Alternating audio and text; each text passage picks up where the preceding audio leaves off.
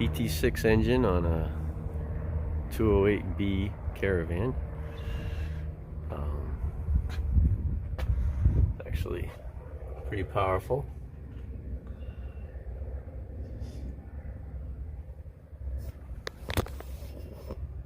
$867 horsepower. And the interesting thing about a PT6 is the air goes in the back.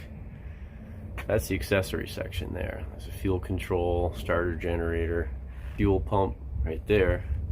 This right here is a plenum that the air actually enters the engine through. And then this is where you have your fuel, those are your fuel nozzles, ITT, which is how they monitor what's going on for heat inside the engine. And all the fire happens right inside of this stretch. It actually goes back and it folds a couple times going through the engine. And then up in this area you'll have a power turbine, which is not connected to the gas generator. It's like a little jet engine here, and then an air gap with a stator wheel, and then a power turbine. And that power turbine has a shaft that goes up, and up inside of here there's a gearbox, and that gearbox drives a propeller. And all of your exhaust on these setups that they use for the Caravan, it's kind of unusual compared to every other PT6. And then the exhaust comes out the front, which is up here, and runs back outside the aircraft. Which is why also you'll see on King Airs and any other PT6 engine, you're always going to have exhaust ports coming out the front of the cowling. That's literally because the engine doesn't care which way it's going, but it's much more mechanically efficient to have a short distance between the power turbine and the gearbox. Actually, the actual air inlet is right here, right hand side of the engine. You have this big duct. This is a Caravan thing. Every other PT6 pretty much this duct would be underneath the engine instead of beside it, and has an inertial separator. When it's closed, the ram air from the propeller is all directed into the engine.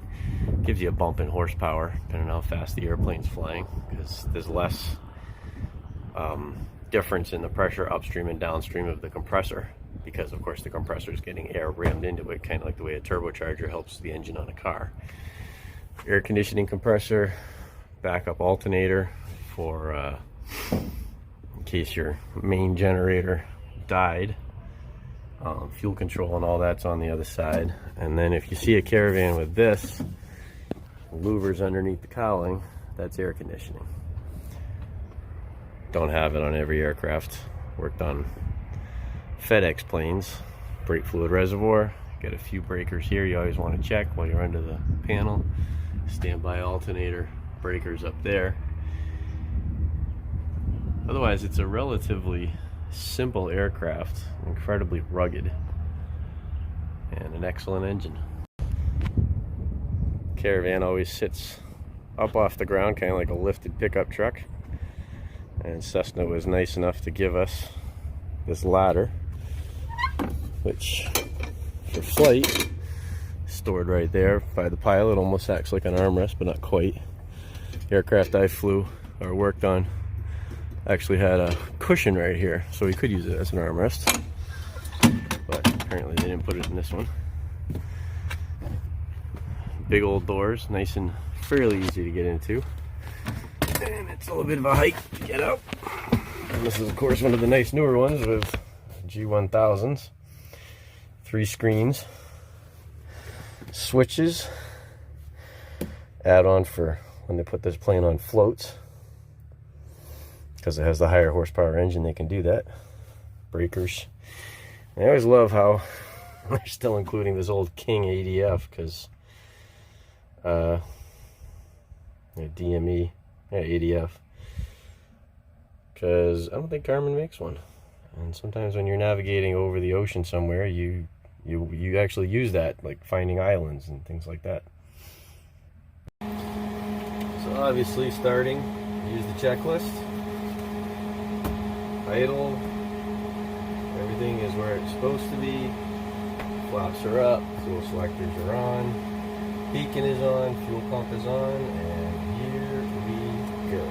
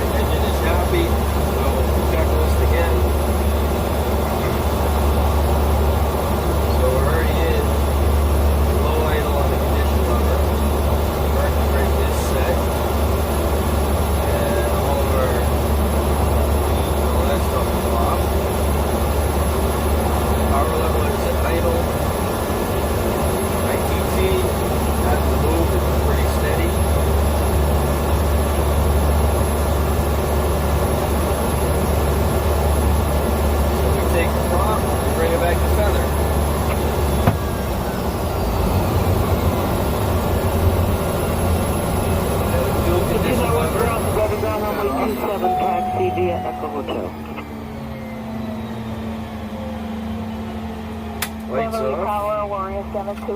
Wait till we have no more NG, which is gearbox Runway rotation. 7246 Charlie Bravo Tower, make left traffic, runway 27 clear for takeoff. Clear for takeoff, staying in traffic, 7246 Charlie. Make left traffic, 46 Charlie. And that goes to, I'm sorry, Con Belly Ground, close say to again? 0. Oh, there it is, there's 0. Industry ground. Engine's no longer turning. Now we can shut the fuel pump off. You never want to starve it of fuel. That can cause issues. Indy 3, you can cross AVIs Alpha, full short of... And battery switch off.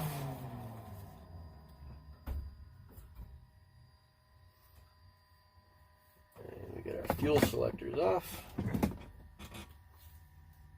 And the one thing they don't mention here, but I know normally you want to leave it with the propeller out of feather, because apparently it compresses something inside the governor or something. And we are good. For de-icing on a Caravan, you have TKS tank.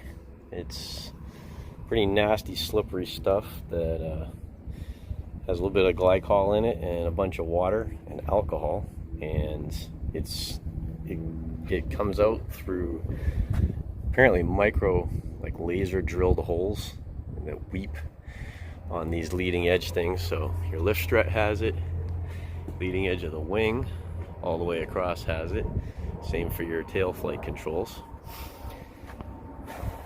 And then if this had a cargo pod, they would put a plastic boot on the cargo pod. This just has the TKS pod. They would actually have a plastic, it's almost like an abrasion boot, but actually it's to help ice shed. And then the landing gear is supposedly all de-iced by the propeller, which has, here's a slinger, and this is a rubber boot with its grooves in it, and these help it actually propagate down the blade through centrifugal force, and so it's shed off the whole prop. And that is supposed to keep everything ice free and from having any problems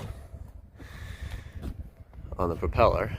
And it works to a certain extent. Caravans with de-ice boots, the way they used to all have, they'd even have a boot on the gear leg. We're notorious for landing with, basically, I've heard many pilots talk about landing at full power and just barely making it to the runway because the ice was so thick. And then all those little rubber black things there, those are rubber, they're VGs, because when they put the TKS panel on the wing, see the profile of it here, it isn't perfectly matched to the shape of the wing, so it acted like a, if you ever see aircraft that are designed for STOL, short takeoff and landing, they'll actually sometimes put a cuff and it will make the leading edge of the wing droop just a little bit. It's kind of what the TKS panels did for these things, only you can run into issues with the airflow actually separating at certain angles of attack and airspeeds and whatever. So all those little rubber things are VGs, and they're vortex generators. They keep the airflow attached going over the top of the wing so that it didn't change the flight performance very much of the Caravan.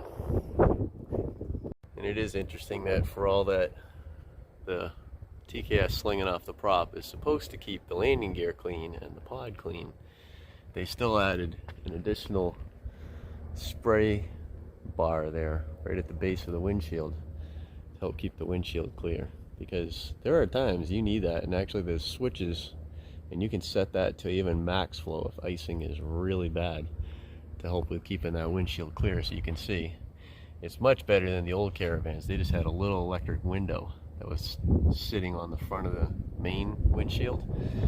And imagine trying to land this aircraft with that giant windshield, but with a space that you could only see through about as big as maybe a 10-inch tablet, because that's all that it kept clear. That's what they had before TKS. Just for comparison, here's a Caravan got an interesting modification on the tailpipe, but no TKS. Notice there's no big pod underneath the belly. It's got de-ice boots, and the boots, they conform to the wing shape.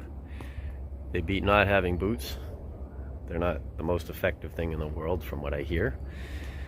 This is actually a much larger heated windshield panel than the FedEx planes had. Basically, if you can see the width of the mount at the bottom, draw 2 lines straight up, and that's how wide the ones FedEx had are. This is much larger, much better. That's more like maybe a 21-inch screen, which would help you a lot when you're trying to land if everything else is covered in ice. And the other thing you'd have too also is, just like a lot of planes, electrically de-iced propellers. That would be your other big difference. And this is one, it's a camera ship, so it's got that interesting exhaust pipe. But notice also on the landing gear, we've got de-ice boots. Oh, we don't actually, wow. Ones I worked on had those. And that was always a pain, because that boot on this side from the exhaust would get burned, and we'd have to change them more often than anything else. And then the de-ice pod, which started about here, also had a boot on the leading edge of it, which was massive and took some really careful planning and work in order to get it installed.